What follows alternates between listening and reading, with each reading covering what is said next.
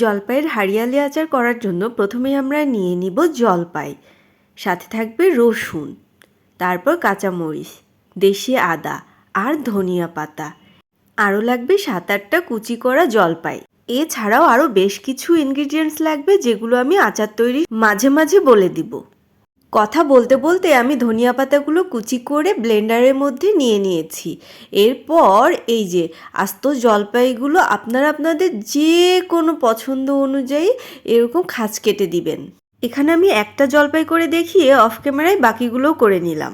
এখন ব্লেন্ডার জারের মধ্যে ধনিয়া পাতা, কাঁচামরিচ এবং কুচানো জলপাইগুলো দিয়ে, সাথে দেশি আদা কুচি দিয়ে এবং রসুন যা কেটে রেখেছিলাম তার অর্ধেক দিয়ে, আর সাথে সরিষা গুঁড়া ও ভিনেগার যোগ করেছি। তারপর খুব সুন্দর করে সব কিছু ব্লেন্ড করে নিয়েছি। ব্যাস, একটা ধাপ কমপ্লিট। এখন চলে যাব পরবর্তী ধাপে। এজন্য চুলার উপরে দিয়ে দিব একটা কড়াই এবং একদম লো আছে এখানে যোগ করে দিব 3 চা চামচ পরিমাণ ধনিয়া, 2 চা চামচ পরিমাণ মেথি, 2 চা চামচ পরিমাণ মৌরি এবং 2 চা চামচ পরিমাণ জিরা, সাথে দিয়ে দিব 1 চা চামচ পরিমাণ কালো জিরা। খুব সুন্দর করে ভেজে নিয়ে তুলে রাখবো। ভাজা মশলাগুলো ঠান্ডা হতে থাক। এখন একটা কড়াইয়ে দিয়ে দিব 2 কাপ পরিমাণ সরিষার তেল। তার মধ্যে ছেড়ে দিব কেটে ধুয়ে খাঁজ কেটে রাখা জলপাইগুলো। যোগ করব সামান্য পরিমাণ হলুদ। তারপরে এটা নাড়তে থাকবো। এরপরে কিছুক্ষণ পরে যোগ করে দিব 2 চা চামচ পরিমাণ লবণ আর বাকি রসুনগুলো। এরপর আবার নাড়তে থাকবো। ঢাকনা দিয়ে ঢেকে দেওয়ার কোনো প্রয়োজন নেই। আর সব সময় কিন্তু চুলার জালটা থাকবে একদম লোতে, যেহেতু আমরা জলপাই আলাদাভাবে সেদ্ধ করে নেইনি। মোটামুটি 15 মিনিট নাড়ানাড়ি করার পর যোগ করে দিব বেটে রাখা মশলাগুলো। তারপর খুন্তি দিয়ে আবারও খুব ভালো করে নাড়তে থাকবো। মূলত এই নাড়ানাড়ির উপরেই আচারটা হতে থাকবে। আচারটা সেদ্ধ হতে থাকুক, এর মধ্যে আমরা চলে যাই মশলাগুলো গুঁড়ো করার কাজে।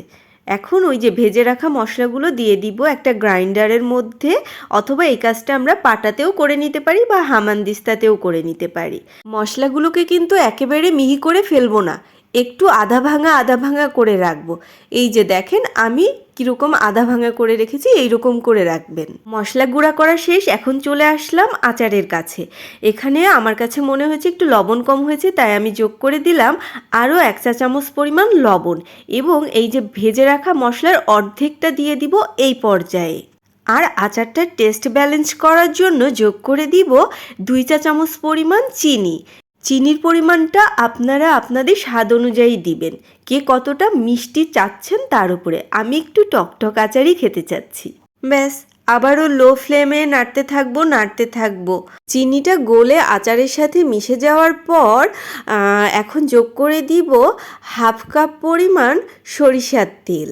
সরিষার তেল আচারের সাথে ভালো করে মিক্সড করে নিয়ে এবার যোগ করে দিব ভেজে রাখা বাকি মশলাগুলো।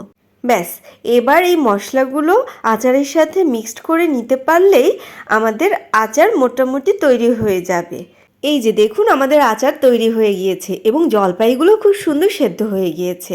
এখন চুলা বন্ধ করে দিব এবং আচারটা হালকা ঠান্ডা হওয়া পর্যন্ত অপেক্ষা করব। আচার ঠান্ডা হতে হতে একটা কড়াইয়ে হাফ কাপ পরিমাণ সরিষার তেল নিয়ে সেটা গরম করে নিব। এখন সরিষার তেলটাকে নামিয়ে রেখে এই যে অর্ধেক ঠান্ডা হয়ে যাওয়া আচারের মধ্যে যোগ করে দিব বিট লবণ। বিট লবণটা এই পর্যায়ে যোগ করার কারণে আচারের ফ্লেভারটা আরেকটু এনহান্স হবে। ব্যাস, বিট লবণটা খুব ভালো করে আচারের সাথে মিশিয়ে নিয়ে এখন একটা কাচের বয়ামে এটা সংরক্ষণের জন্য নিয়ে নিব। গরম সরিষার তেল এখন হালকা ঠান্ডা হয়ে গিয়েছে। এই পর্যায়ে যোগ করে দিব তেলটা আচারের সাথে। আচ্ছা, এক্ষেত্রে বলে রাখি, এই আচারটা সংরক্ষণ করার জন্য অবশ্যই আমাদের কাচের বয়মই নিতে হবে। আচার তৈরি কমপ্লিট হয়ে গেলেও এটা কিন্তু প্রসেস এখনও শেষ হয়নি। এই আচারটিকে আগামী 3 দিন রোদে দিতে হবে। এতে করে আচার দীর্ঘদিন সংরক্ষণ করা যাবে আর মশলাগুলো জলপাইয়ের একদম ভিতরে ঢুকে যাবে। আমি শুধু এতটুকুই বলবো, আপনি যদি একবার এই জলপাইয়ের হারিয়ালি আচারটা বানিয়ে খান, এর প্রেমে পড়ে যাবেন।